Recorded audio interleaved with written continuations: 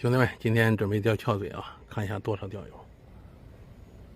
那边坐满了，这边呢也坐了不少人，看到没有？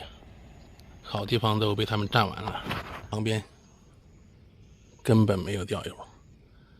今天我们用一个不同的方法，一直用这个少窝量、高频率的，什么时候诱到它有动作了，我们再开始钓。前期就是一个诱鱼，一次不要多打，打个10多粒，就这样诱，有动作了再钓。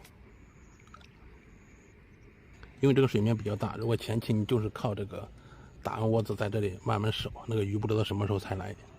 每次少量的高频率的打，这个翘嘴鱼对这个声响特别的敏感，一会儿就把它诱过来了。如果你单纯的就在你这个地方守，你钓上来也是不多的。今天用的是钓鱼王的魁天型10米的杆子，钓翘嘴因为这个鱼比较警觉，所以是杆子越长效果越好。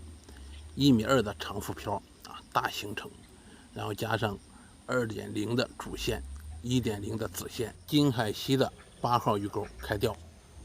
接着我们再聊一下，就是钓翘嘴的时候光有动作不上鱼怎么办？还有一个就是如何寻找水层。这2个是比较重要的。第一个就是光有动作不上鱼，大家看我这个漂向是不是很明显漂向的幅度很大？这是因为什么呢？这是因为我的线组以及我的钩搭配合理。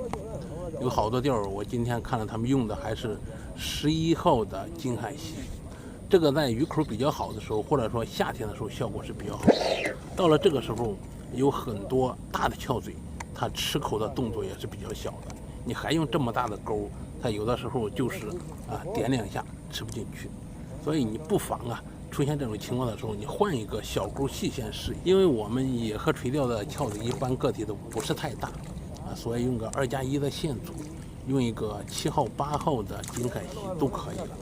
还有这个玉米太大了，它也吃不进去。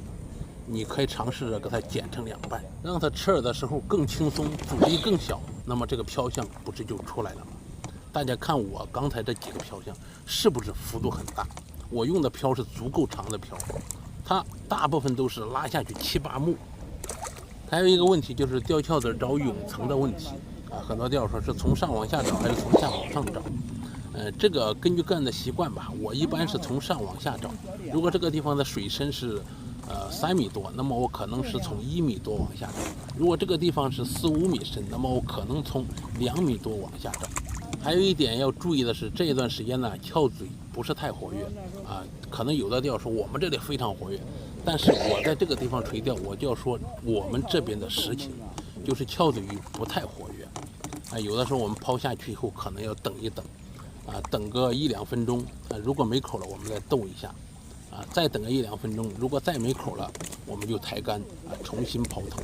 这和夏天不一样，夏天的话基本上下去到底以后没口就重新抛头，那个时候的翘嘴吃口是比较猛的现在的翘嘴鱼吃口没有以前那么猛还有的钓友说你用这么长的浮漂到底效果好不好？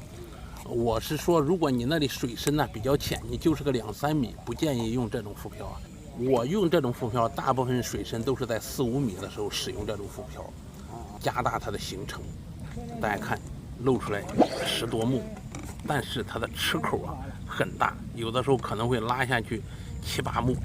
我要的就是它这个行程，在钩饵下落过程中这个行程会比较大，行程会比较长。